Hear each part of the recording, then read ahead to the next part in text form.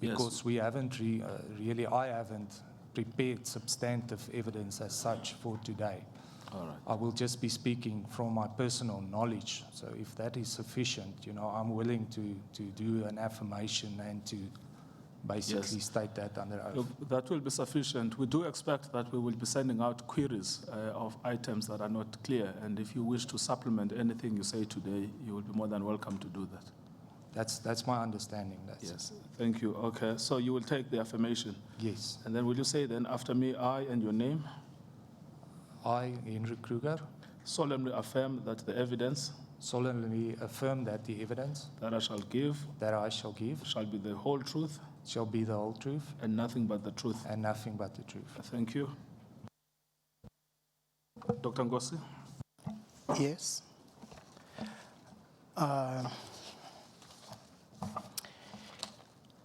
I'll start first by introducing our organization, the Independent Practitioner Association of SA. This is a national network that comprises of a number of organizations.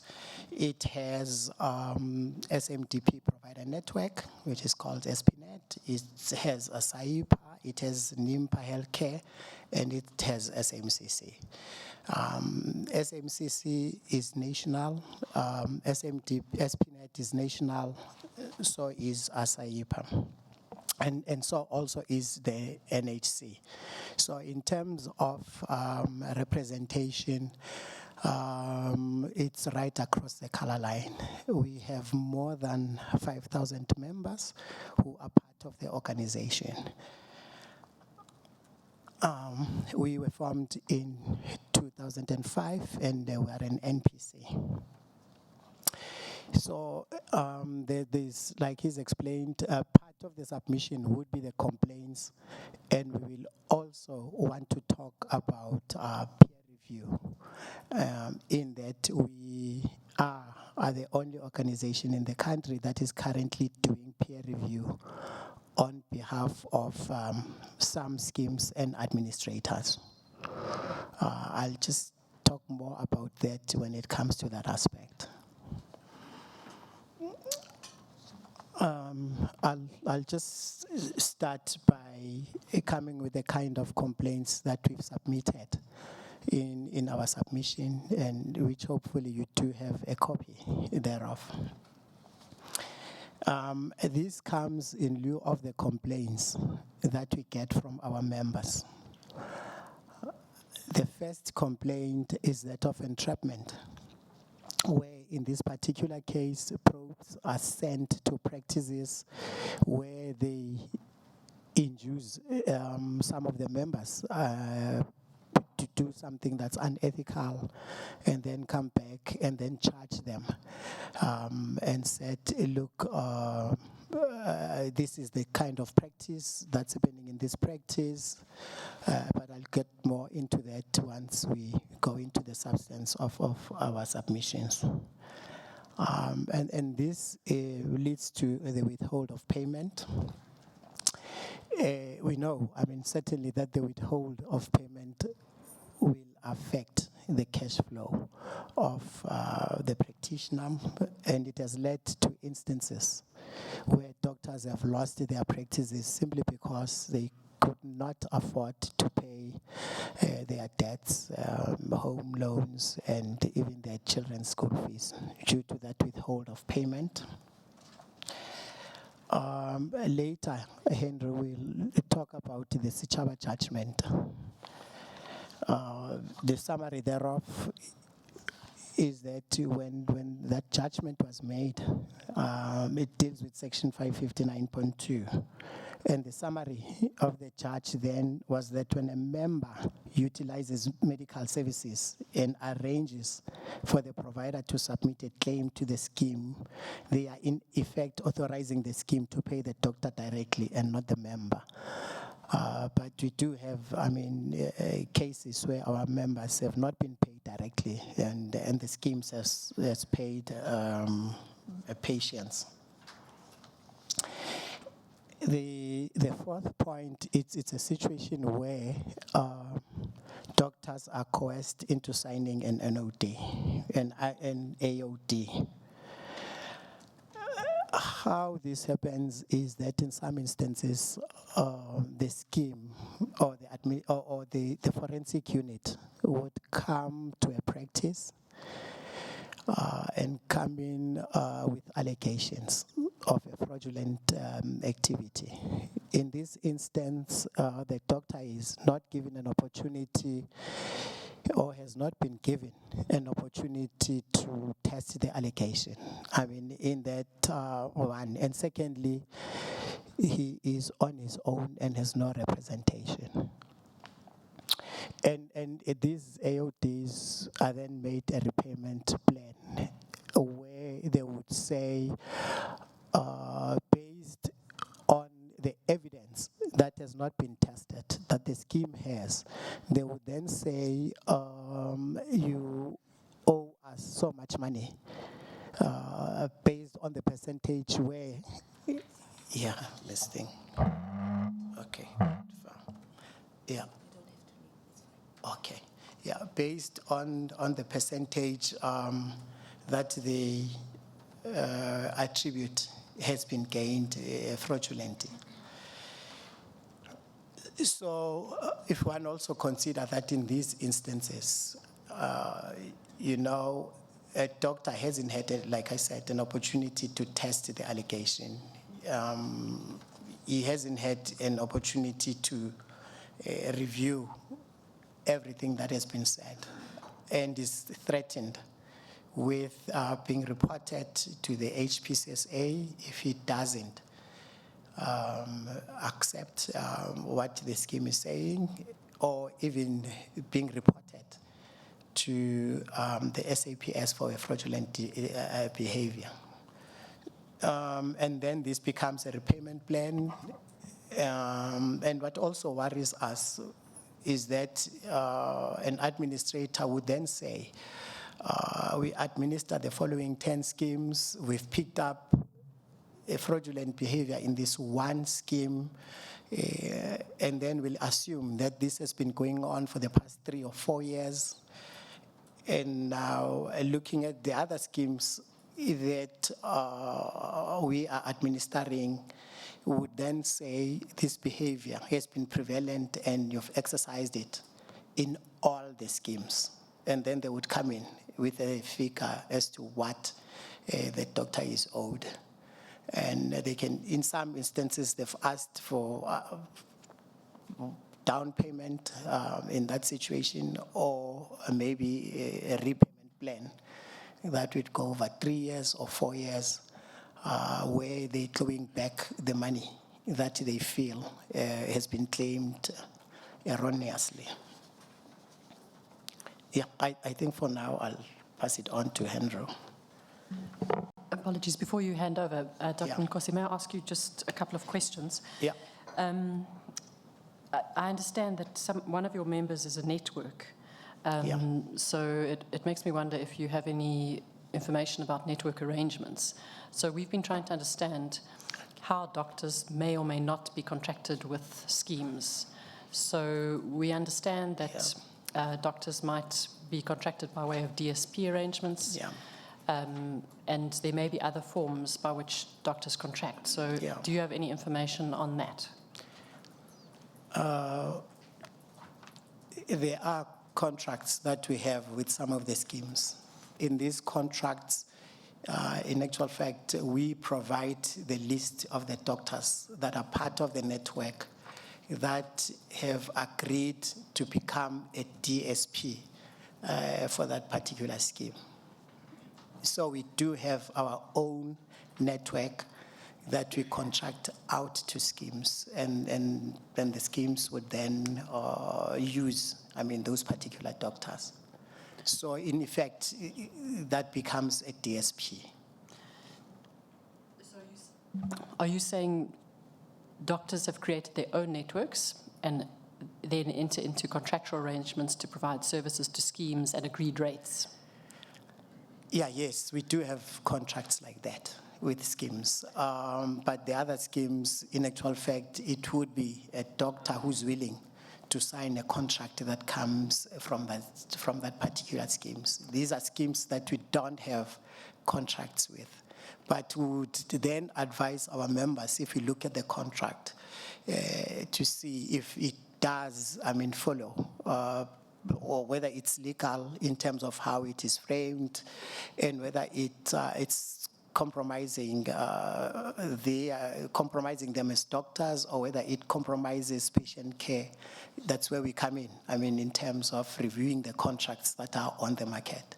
And based on the contract, we are able to then say to our members, this is a good contract. But we're not forcing them to sign any contract or not to sign a contract. The choice is theirs. The only thing we can do, is really to advise them regards the various contracts that come to the market. And you refer to these contracts as DSP arrangements.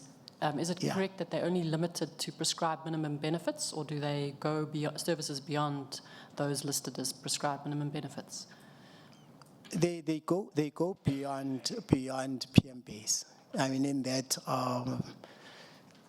the doctor would service those patients who belong to that particular scheme.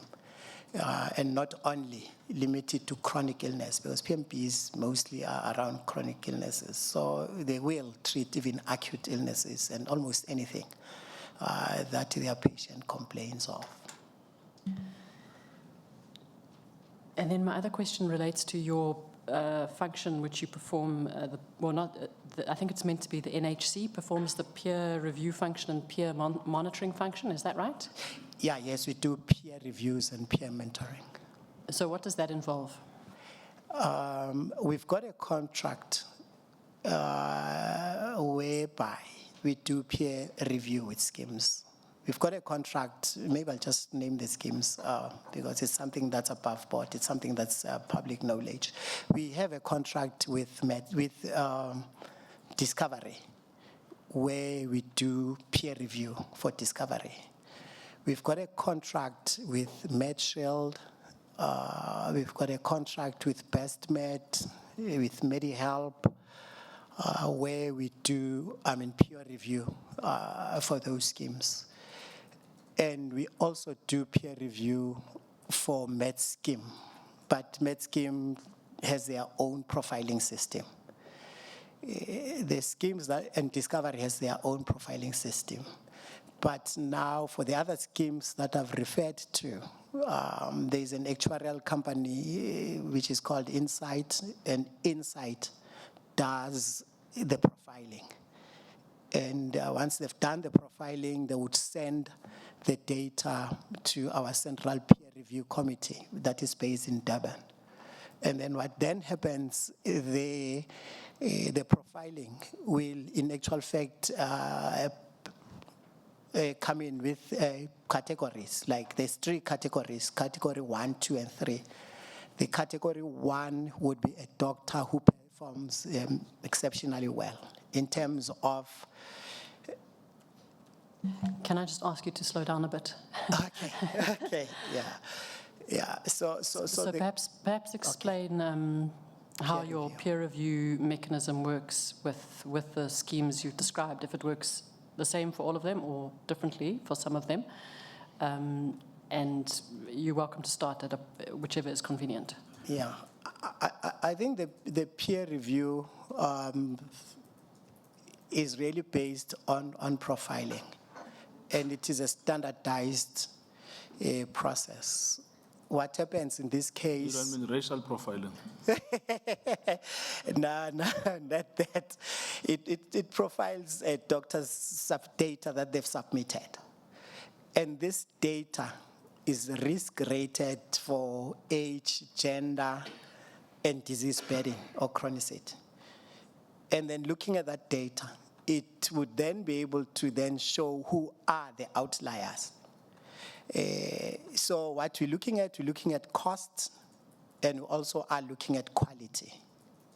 So a doctor who might be cost effective but has poor quality and bad outcomes, in that particular instant he would be flagged. He would not probably be category 1 because we'd then say, look, clinically you're not performing up to the standard that is expected based on how your peers nationally and geographically perform. Dr. Nkosi, am I understanding you correctly when you say that the risk profiling is done by another company? Exactly. Insight being one of them, this company called That's Insight, correct. That's and then correct. Discovery has their own risk Yeah, yes, profiling program. That's correct. And MedScheme has their own risk profiling. That's and then correct. you, once the profiling has been done Yeah. by these different entities, you then take the red flags and do a peer review from that.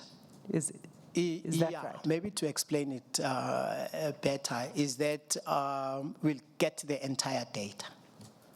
It's aggregated data for a doctor. It might even be based on stats over a period of a year or something like that. And then we'll then be able to then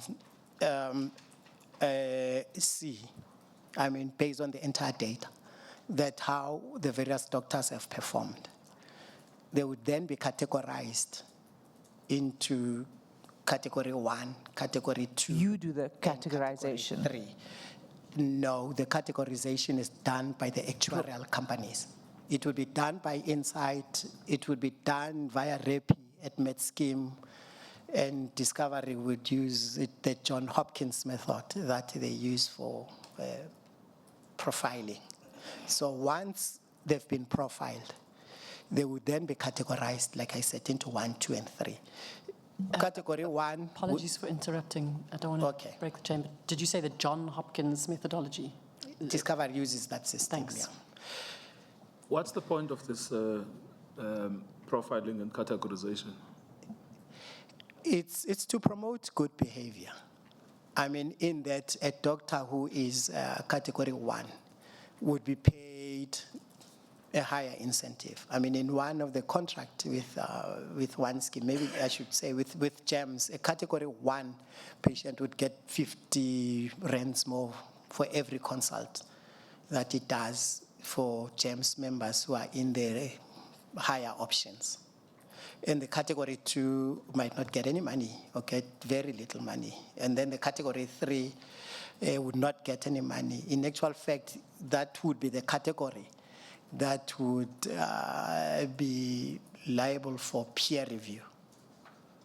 In that the process of peer review in this case is to then help this doctor understand what might be wrong with his costs, what might be wrong with his quality, with the view of helping them to can then improve. In that you're looking at patient outcomes. What do you do with your own categorization?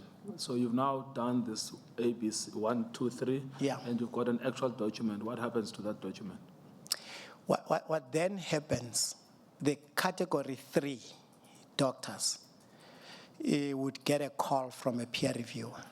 What we have, in the peer review office that we have in Durban, we've got a list of doctors who have been trained in doing peer review, and they get regular refresher courses and things like that. They also trained in how they should engage with a colleague.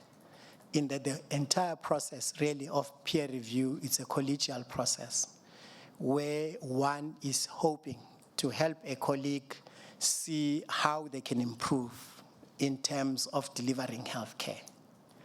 So what then happens, in that we do peer review for various schemes.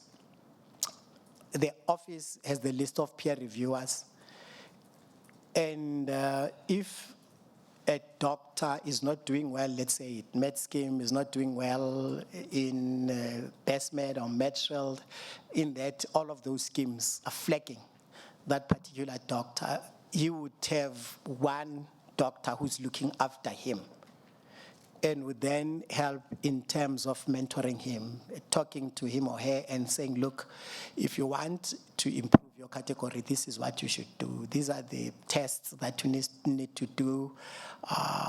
It will also look at costs, where you find a doctor who's dispensing ethical drugs when there are generics that can do that. So part of the advice would be saying to reduce costs, just look at the medication that you script or dispense. If it's a doctor who's doing excessive sonars or ultrasonographies, we're able to pick that up and say, look, if you look at the area where you are, and your colleagues, they do, let's say, maybe 5% of their patients have sonars. In your case, it's 40 or 50%. Can you give the reason why? I mean, because based on the demographic of the area, you are an outlier. So just so I understand your evidence correctly, it sounds like the peer review mechanism is not entirely aimed at the, let's say, the quality of the service or how to be a better doctor. It sounds like it's aimed at how to, let's say, be better in terms of being reimbursed by the scheme. Is that fair or unfair summary? It's an unfair summary. Okay, good. Yeah. Could you explain it to me then? I mean, in that we've got, we look at costs and we look at quality. That's why earlier I said you might find a doctor who's very cheap, if I were to put it like that, in terms of his cost compared to the peers. But you find that there are worse outcomes. I mean, in that, I'll give an example, is diabetics are not well controlled, is hypertensives end up being hospitalized or something like that. So the main driver, it's the quality of care. So a doctor who does well will be category 1 and will then be reimbursed based on that. So primarily, we're not really looking at costs, but we also are saying, look, I mean, patients have limited benefits.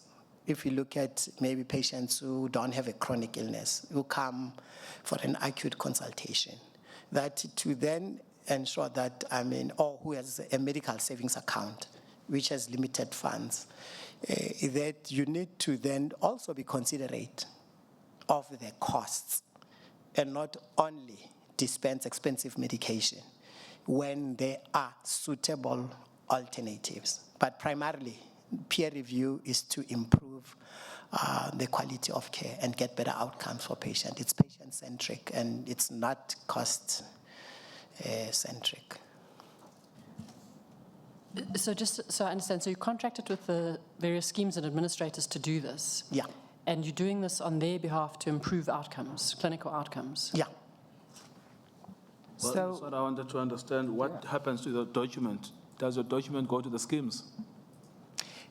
Would give a report to the scheme. Yeah. Yeah, that report would then outline that, look, these are the doctors who have been peer reviewed, and then this is our finding. In some instance, you'll find that if, let's say, it's an instance where there are high costs, and the doctor is able to justify that and say, look, the area I'm in, these are the prevailing factors, then we're able to tell the scheme that, look, in this particular case, this is the situation.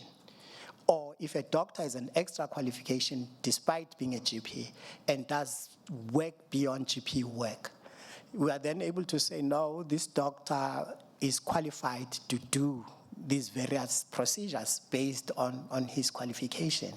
That's beyond GP practice. Dr. Nkosi, do the doctors know that you are contracted with the medical schemes when you offer your peer review services to them? Yeah, yes, they know. They know. I mean, all our members know, and part of the undertaking that they sign when they join network is then that they will be available for peer review, or they'll avail themselves for peer review. And is the peer review that you do part of the investigation process of the administrators and the schemes? So do they take your information and use it to assess in a particular investigation of a doctor? And now, peer review is not used for that purpose. As far as you know? Yeah, yes, but in the peer review process, at times, you can pick up somewhere where you see that if one looks at these costs are way out, and it might be that there's something wrong that the doctor is doing. So in this particular instance, we are able to then now talk to the doctor and say, look, based on your data that we're getting from these administrators. This is the situation. And then be able to then talk the doctor out of whatever that might just be wrong in the practice. In that, we want to provide a network that is ethical and that's cost efficient, and that's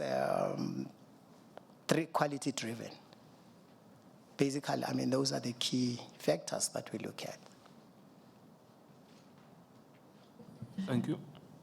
Last question. So do doctors who are part of is it the NHC network?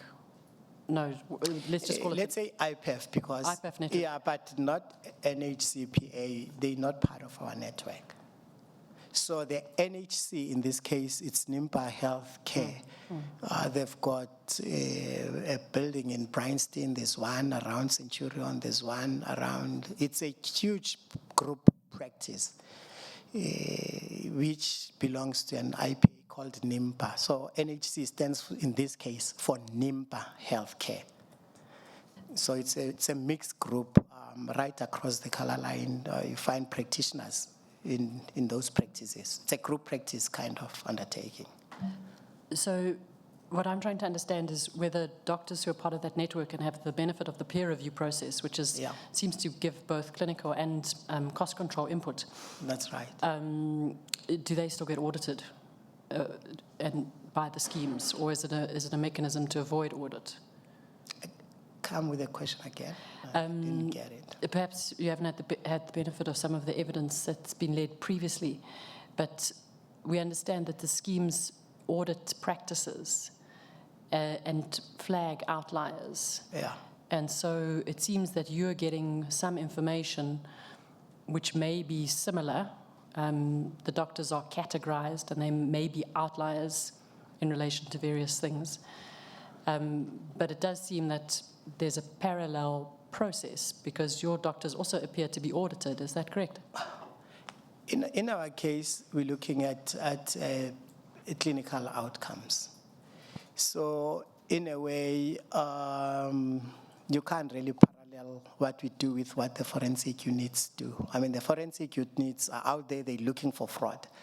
What we're looking out for is better clinical outcomes and to provide a network that would be patient-centric and ensure, I mean, that they're looking after the patient's interest. So in actual fact, we are able, in some of the instances, defend our members where we think they are being unfairly treated by schemes and administrators, in that we have this process. Thank you. I think, is it Dr. Kruger or Mr. Kruger? Yeah, I maybe can just clarify that. I'm not a doctor, so you've heard now from a doctor, and it's quite confusing. I really have sympathy with doctors in the environment that they are practicing in. I'm not a doctor. I'm head of operations at the SIPA.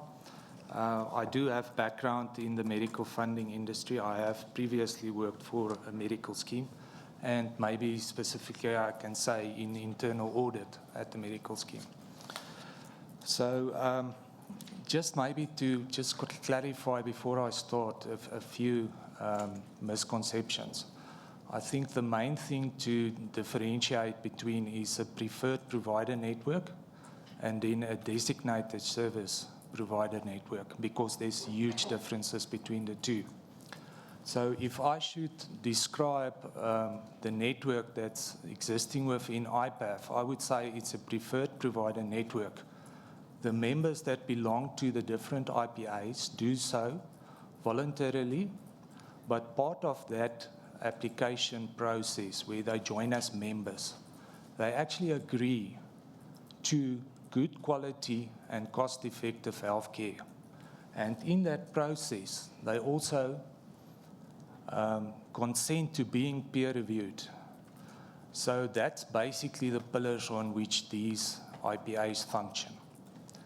And the main reason why the IPA Foundation was founded is as a sort of a defense mechanism against managed care, because managed care is mainly focused on costs. It's driving down costs, and from the IPA movement, the need was actually recognized to drive quality. So I can actually say it's in direct opposition to each other. So a designated service provider network is basically, as I understand it, set up in the Medical Schemes Act to curb costs involved with prescribed minimum benefits. So again, if we can differentiate, there are some schemes with which IPAF have agreements. Those are not all the schemes. And those are really primarily schemes that don't have the necessary funds to actually get a big administrator or a managed care company to actually run this network on their behalf. So that is where the IPA Foundation comes into play, because it's cost effective. We are not a big organization like you can see today. We're only 2 people here today. So it's very lean. It's a non-profit company. The organization that I work for is a non-profit organization. It is a voluntary association of members. There's not much money going around. So it's basically focused on assisting our members, practitioners in practice, to help them to actually practice better. So if you look at the peer review process, it's based on profiles that are extrapolated from ICD-10 claims data. It's not clinical data, and that is a big problem. So you can't ICD-10 code everything. It's impossible. So the profiling that is done, and I'm first just going to focus on the contracts that we do have with schemes, and that is where we utilize and we work together with Insight Actuaries. And they actually do these profiles from ICD-10 claims data. So we try to put in some clinical indicators. So for instance, if I can give an example, is when you do a pap smear. So if you claim an ICD-10 code, that's indicative of the fact that you've done a pap smear. It's still not a real clinical quality indicator, but it's at least indicative that you are doing this sort of preventative sort of practicing medicine. So the profiles that we get through Insight Actuaries is actually vetted by medical practitioners, and it does entail some clinical indicators. And those are the ones where you get a profile on a practice. And it's not in time, it's not real time. It's spanning over a period of 3 months. You get peer reviewed for 3 months in arrears. And then you peer reviewed on that profile for the 3 months, and then you get afforded the chance to better on that profile.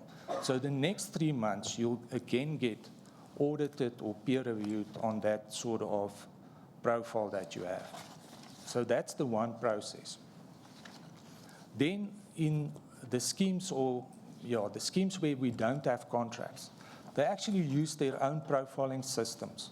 Like, for instance, Dr. Nkosi referring now to a John Hopkins sort of a model, and I know MedScheme, I think, also is utilizing that. So those sort of profiling should also be indicative of quality measurements and clinical indicators. We trust, that. So we're not involved in that profiling system at all. So where we get involved, because medical schemes and funders, they're not supposed to really be judge, jury, and, in their own case. And Health Professions Council ethical guidelines also dictate that practitioners should do peer review. I mean, it's a peer mentoring exercise. So you can't have a desk clerk actually peer reviewing, a medical practitioner. So some of those schemes or administrators, like MedScheme and, for instance, Discovery, then utilize the IPA Foundation, not in contracting or really as an organization, but they utilize the IPA Foundation's peer reviewers which is trained medical practitioners that are trained to do peer review. They know how to interpret a profile. They can see where the outlying areas are in that practice, and they know how to engage with the practitioner to get them to actually rectify, some of the instances where they are an outlier. So those are two different also sort of processes. And it gets confusing. Can you just explain how this actually works in practice? I mean, we've had evidence now for 3 days from individual practitioners who say, look, you get identified as an outlier. An investigator comes sometimes 1, sometimes 4.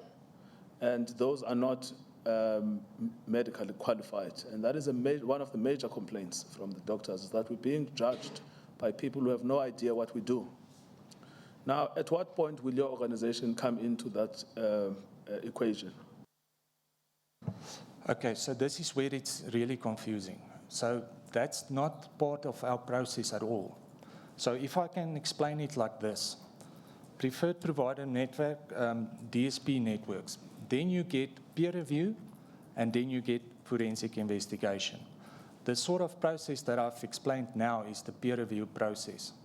That is a profile constituted over 3 months, 6 months, 9 months. It's based on clinical indicators. It's done by an actuarial firm. Okay, let's move on to a forensic investigation. And this. My understanding is that even that part you've described is not only clinical, it's also cost-based. Well, you can't look at quality in a vacuum. You have to look at costs, because you can be the best doctor that there is, and you only use the most expensive sort of equipment and medicine and whatever. That doesn't make you a bad doctor. But that, your ethical guidelines say you must, in the confines of what the patient can afford and affordability, you have to practice. So it is an ethical consideration as well to take costs into consideration. But the peer review process is not mainly focused on costs. No, I understand that. I think Dr. Ngosi mentioned that. Yes. But if it is also cost-based and you are judged for being an outlier and you've collected the data and given it to the schemes we know for a fact do use that information, especially cost-related information, to decide who should be forensically investigated. And that's what I want to understand. Where do you feature in that decision-making by the schemes? Do you just give them the data and you have no control of what they do over it, or what? Maybe I can just quickly, practically tell the following incident. We went and engaged with MedScheme, the forensic investigation, a unit. And we specifically took a member of ours, a SIPA member, that was busy undergoing a forensic investigation. And we immediately pulled his peer review profile, because we have access to that. We asked, as an IPA group, we can get hold of that profile, like you are rightly saying. So we got his profile on the MedScheme sort of schemes, and he was a category 1 doctor. He was really performing well under peer review. We took that profile to forensics, and they said, but we are not interested in that profile. We don't look at that at all. We don't even engage or speak to the peer review department. We are a forensic investigation unit. We use a whole different system. We use like sort of a banking system, which is real time, and we pick up these sort of outliers, or not outliers, it's an indicator that something is not right here. If you use your credit card and you usually don't pay an American-based company, and you all of a sudden use your credit card there, they will phone you and say, we've noticed this on your credit card, what is going on here? That's how I understand the forensic investigation system. So they say to us, they're not interested in this doctor's profile. They actually just look at this sort of indicators, and it's not clear what exactly they look at or what they are after, and they're not very willing to share that. We actually went to offer our assistance to say, can we help you? Can we do something preventative? If our members are cited, what can we do to speed up the process? And they were not very willing to engage, because they follow a process, And I understand, it's a forensic process, it's a whole different process. So just to answer your question in that regard, it's got nothing to do with the peer review. You can utilize it, like Dr. Nkosi has said, to say, we did pick up on his, and you have to provide that evidence. From our engagement with the practice, we knew that this practice was doing this service because of this demographic area where they were situated. Now, that's very interesting because you're saying that the forensic investigators were not interested in information that would have helped to improve behavior. They wanted to prove guilt. Yeah, and for us, that is the problem. And that's also part of our submission here, is that, and from my experience in a medical scheme, in internal audit, we were measured on the amount of audits we did, the recommendations that we did, and how many of our recommendations were accepted. And according to that, we got performance bonuses, we got increases. On the forensic side, it was how many cases they did, how many money was recouped, and on basis of that, their performance bonus and their increases were determined. So for me, that's a problem, and I think that should be fixed. I'm not saying, this is within my personal knowledge, as far as I know, I'm not saying it's happening in all schemes or in all administrators, but it is a question that I want to ask. Is that the case? And if that's the case, it is problematic and it should be looked at. So you're saying that the incentives on the forensic investigators may encourage imposition of wrong techniques and sometimes extraction of money in circumstances where there's no clear proof. You're saying the incentives are bad. Well, if it's a deduction that can be made, I'm not going to say that, that's the only deduction that can be made. But it certainly is, and the answer that we got was that you are looking as a medical practitioner in treating a patient. And we are not saying that you're not allowed to do whatever you have to do to treat that patient, but from an administrator and a funding side, we have to make a funding decision to say we are not paying for that. So the focus is just completely different, and that is also a problem. Do the forensic investigators make assessments or judgments about clinical decisions that are taken by the doctors? Well, I can mention another case that I was involved in, and this was after we actually met with MedScheme, and I got to meet the clinical advisor at MedScheme's forensic unit. They actually have a medical advisor in their employ. So that's basically the only practice that's open. And so this practice got cited, and this is also for me problematic. You would get a certain spike in forensic investigations. And because we are national, we can see this sort of trend. So all of a sudden, you get an ICD code of 0146 and 0145, which is after our consults. You'll get a sudden spike in forensic investigations just pertaining to those sort of ICD-10 codes. And so this specific practice got cited because they had too many of these consults.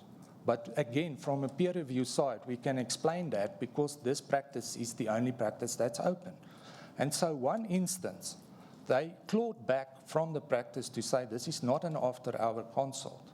When I engaged with the practice, they said to me, this patient actually passed away on his or her way to hospital because it was a bleeding ulcer that actually ruptured. And this was clawed back. But I must say that the positive of this was I sent through this case to the medical advisor at MedScheme, and he said to me, this is a mistake. You will rectify this. But coming back to the question, does these forensic investigators or do these forensic investigators... Was it rectified, in fact? Sorry? Was it actually rectified? I mean, the example you're giving is a harrowing example for the family, especially someone dying when they shouldn't have died because the medical scheme has taken the wrong decision. Well, the positive was they said that they would rectify it. The negative is I engaged again with the practice and they said They actually, on some of the other clawbacks as well, they engage with the patient to say, did it go off your medical aid account? Yes, it went out.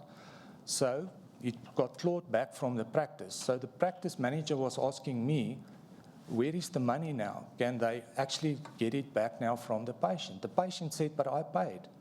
And the practitioner said, but I got clawed back. Where did that money go? And that's also a question that I want to ask today. Is there explanation for this? Where does the money go to? Does it go back, to the member, or does it go into a central fund?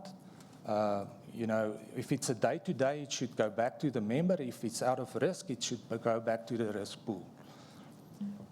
May I just ask a further question? So you've given us an example of the Standerton case with the after-hour consult codes that were alleged to be misused, and that was resolved successfully. I mean, there wasn't... Okay, perhaps tell us if it was or wasn't resolved successfully. Well... Sorry, Mr. Kruger, do you have the evidence to support this example that you could provide to us? Yeah, that's why I said I haven't prepared substantive evidence today, but I have this on email. So I can go back and find that email, and I have the email trail. So that's something that I can provide the panel with. The only thing that I want to say is, doctors are quite, I would say, scared in a way to have their, practice number and their names and this, made known to the schemes, because, they're afraid that the scheme will now target them and go after them and so on. So I'm just referring to cases as well. I'm not mentioning names or practices specifically, but I can do that in confidence with the panel afterwards. Just to reiterate, it is important for you to know that you can provide information confidentially to the panel. Thank you. For the purposes of the investigation. Thank you. Yeah, maybe just to add, we have our position that we circulated to schemes and administrators. Our position regards the forensic units. I think it's part of the presentation that we submitted. Just quickly, reading it, we say we accept the fact that members' funds have to be protected, and the scheme said administrators have to ensure that fraud is eliminated in the industry. However, in terms of the South African law, any person is presumed innocent until proven guilty. Therefore, when investigating fraud, this right has to be recognized and respected at all times. What has been brought to our attention as IPEF is the disregard for the law and due process when investigating fraud. There are no set operational standard by which these units operate. There seems to be no standard of minimum qualification or accreditation of the officers in these units.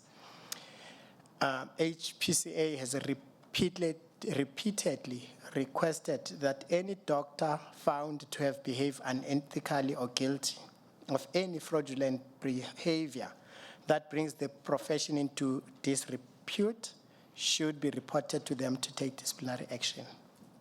These units do not do this. Rather, they suggest non-disclosure and use that as leverage to coerce the doctor into signing an NOD. Our position is that they need to be properly regulated so that they operate within the law or within, our understanding, so that we can, in actual fact, advise our members accordingly. And that doctors who break the law should be reported to SAPS, as well as to the Health Professional Council, and charged accordingly, rather than being embarrassed into signing AODs in return for continuation of guaranteed payment by the funders. So we've circulated to most of the administrators. Yes, we are worried about what's happening in the forensic units. It's not clear to us how they operate. We all have cases that we can refer to where there's been entrapment. I mean, in entrapment, it's where a doctor is coerced to doing something wrong and then is then found to be unethical and claw back and things like that. It's all, I mean, that we're saying should not happen. Can you just explain? I mean, we've got your examples here on the what you call the misuses of Section 59 on the procedural side. But this is neutral in the sense that it can happen to anyone. Now, the second side to what we are required to do is racial profiling. What is your experience about racial profiling? It's a difficult one because it's not something that is quite clear. I mean, schemes have said they're using PR numbers. Certainly, they do use PR numbers to do profiling. And equally, inside the company that we've employed to do our profiling, they use the data and not race. But it can happen. I mean, that if one looks at where the practice is or the practices are geographically, you can, in a way, target an area and then profile doctors in that particular area. So it's something in our case that's really difficult to prove, but it's probable. It can happen. But at the second level of the audits, of the investigation, it's not anymore the system that's at work, but actual humans that are at work. So the forensic investigators would know what the race of their subjects are, isn't that? Yeah, right? They would. They would also, know it based on the geography. I mean, if you go to Soweto, you'd hardly find a black doctor, a white doctor. And equally, if you go to Tembisa, you'd not find a white doctor. But there was one instance where doctors in Tembisa were uncomfortable because there was this one particular forensic unit that was doing rounds around there. And getting into their practices and sort of harassing them. Will you provide us with evidence of that?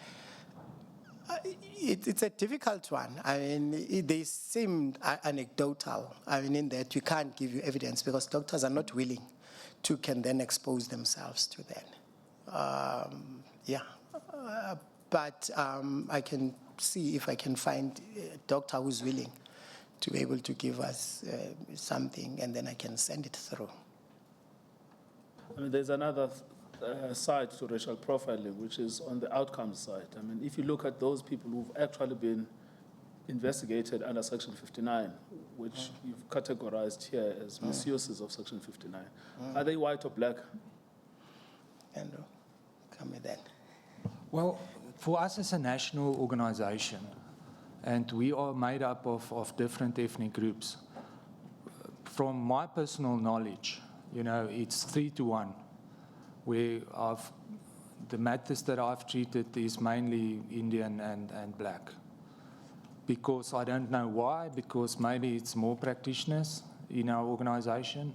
But again, I want to, agree with Dr. Nkosi. It's the main problems that we have is the outlying areas. It's the Toyandus, it's the Standertons, it's the Dundees, it's places where the socioeconomic circumstances, it doesn't afford you to fit the profile really, if I can put it that way. You see more than 30 patients a day. And they would say it's impossible, but I tell you, you make it possible when you're in an area where there's dire need. And I think really there should be a relaxation or a realization of the circumstances under which these practices actually practice. And, one shouldn't be taking a sort of sit back in your chair and have a look at these practices and, pull them over a barrel and, try to close them down, because this is what happens when somebody claws back 600,000 from your practice. You close down. I had a doctor that phoned me on a Friday afternoon, the 30th of the month, telling me that he can't pay his salaries. I said to him, "Doctor, what must I do? I can phone the principal officer. I can phone the scheme manager, but you're not going to pay the salaries today." and that's a practice that's located in Dundee. It's been cited numerous times by different schemes. And you know, the other problem that we have with a peer review, you can be a Category 1 doctor with one scheme, but you can be a Category 3 doctor with another scheme. How is that possible? And that's what the doctors ask me on a daily basis. Andrew, I've been practicing for 30 years. I do the same medicine. How can I be a Category 3 today? I've never changed anything in my behavior. I'm saying there's something seriously wrong with the way that the profiling is done, and there should be a standard. It should be accepted by all, and the time has come to fix it now, because the patients in these areas are the ones that are suffering. But that doctor closes practice, the one who called you?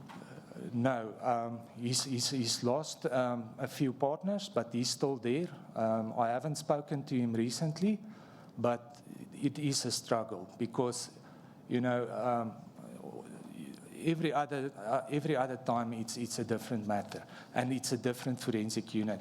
I can maybe mention the first one that I engaged with was Metropolitan Health Risk Managers. They were actually not that bad because the forensic investigators' contact details was on the letter that was sent. I could engage with that forensic auditor because you know that auditor is sitting in Cape Town, you know, and it's far away from Dundee. Immediately I asked the auditor, have you visited Dundee? Were you in the practice? No, I haven't been there. It's a desktop audit, and that's also the problem. We've done a desktop audit, and provisionally we are having a problem with your practice. What I would suggest, and you know, I know that maybe there's cost constraints and resource constraints, but get into your car, make, you know, like the South African Police Service, visit the crime scene, go and look at the crime scene and start compiling your docket from there. The problem is you use a banking system or whatever predictive system, you do a desktop audit, and from there you try to extrapolate evidence from a practice. Now the doctor has to actually stop practicing because, you know, in certain instances, it's 4 years of evidence that they want from you. You have to pool all your resources, and I'm talking about practices that's got a single practitioner with somebody that does the reception. You know, now they must get into files. And you know, in this country, there's no electronic health records, and it's hand files. Patient lists are written up in handwriting and signed. You know, so now that practice must stop everything to get this evidence, to disprove a forensic unit. All the while, the Medical Schemes Act says if a medical scheme has a problem with an account, it's up to them to prove it. And you have to do that within 90 days, you know. And then, if you follow the process, the doctor should have the opportunity to correct if he's done something wrong. How do you correct something 4 years running? And that's what I've argued with forensic units, saying to them, but do this going forward from today. You've caught out the practice now to say that you've been claiming something that's not right in terms of scheme rules, because we're also dealing with scheme rules. Certain scheme rules still say that the scheme has the option to pay the patient or the doctor. It's in the scheme rules. It's written in there, not only in the Medical Schemes Act. So in terms of schemes rules, you've done something wrong. And remember, we're sitting with so many different schemes. The poor doctor or the medical practitioner, he has to cope with all this admin on all these different requirements and all these different sort of DSP contracts. Because what we've done and tried in IPAF is to standardize a contract that we've drafted to say, please implement this in your scheme. And now the trend is to cancel the IPAF contracts, to put in a scheme contract, you know, according to scheme rules and to cost considerations and to what that scheme wants. And that makes it difficult because now you've got one DSP arrangement, you've got another one. Our members are all over the place. They don't know what to do. And then, I mean, now you have to prove yourself innocent. And you don't get the opportunity to correct your account. Now they say we're going to claw back. We've made a sort of analysis, and if you've done this in this instance, our a deduction is that you've done this for the last 4 years or whatever, and they come to an amount, and then they let you sign an acknowledgement of debt. For me, I want to ask, and ask that if you are caught out in something that's not correct, going forward, fix it. Don't claw back 4 years and ask the doctor now to pay in because of a mistake. If it's a true mistake, you should have notified that doctor within the terms and the time period in the Medical Schemes Act, and then that doctor could have corrected it. One of the testimonies was that the perception or the feeling of practitioners is that CMS, which is the body that is meant to regulate schemes, is toothless. What is your view on this?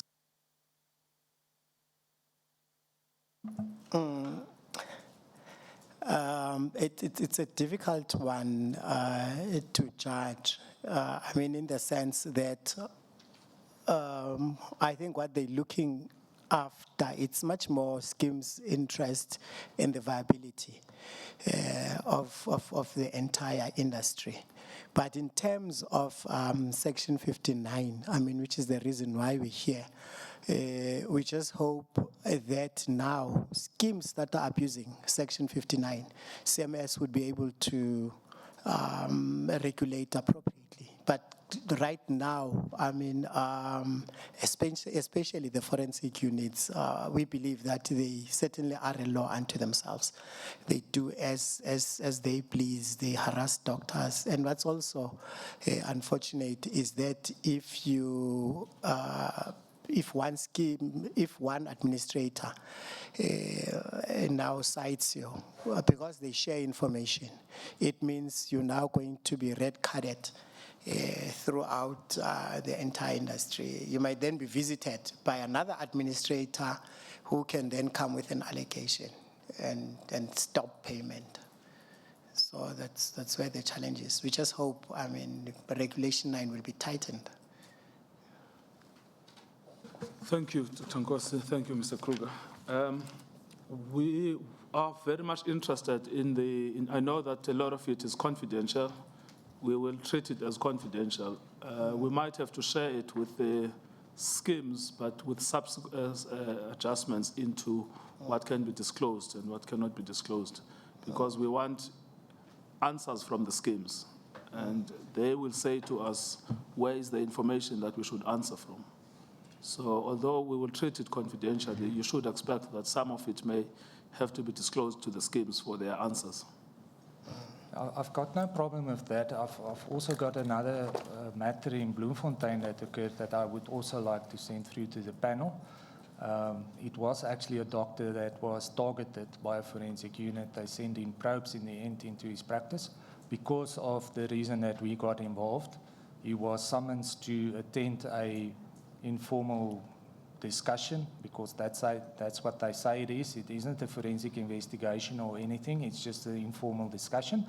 And on that basis, I actually said to the doctor, don't attend, because it's informal. It's up to you to attend or not. And, I got a letter back. It was very derogatory. It was saying that I gave legal advice, which I wasn't allowed to do. It was really bad. And the next thing, they sent in a probe, and they actually reported the matter to the Health Professions Council. We got an attorney involved, and he was exonerated of all complaints. So I would love to have that specific administrator answering on that case. But again, that doctor has already been targeted. I don't want to put him through any more strain, because he took immense strain. He had to close down his practice, fly into our Tambo to attend that Health Professions Council hearing. But I would really love to present that case in confidence to the panel. And then also the other matter that we actually went to MedScheme to discuss, I would also love to send that through. And I mean, the administrators are more than willing to answer to that and to engage, because we have to fix this in the end. It affords nobody any benefit to keep on fighting like this. We have to actually work together and fix this. Thank you. So it remains of me to thank you for coming and making your presentation. And we will be continuing in bilateral discussions with you. You might be called back for more evidence, but you might also be required to provide some evidence in writing. So today's session will then adjourn.